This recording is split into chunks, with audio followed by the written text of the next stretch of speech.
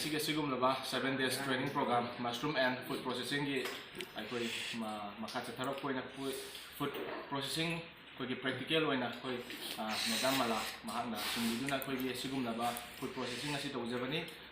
koi gi food processing asi koi theory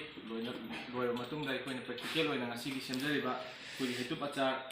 duga chorapana char duga koi gi habi almasung singju aikoi machal kyama aikoi training sing da koi madam malana simiduna mahau yinghali asi kana gumana aikoi yobing bale regadi koi gi DIC binuspur district industry center binuspur sida akopa malon yoning regadi lobi ba yagani kana gumani singna interest lai bi bale regadi dum pau bi ro hawdi hawra yam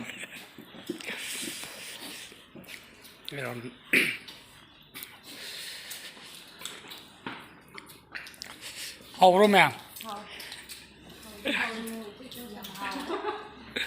morok saraga nang mena hawne duine morok saina hawrse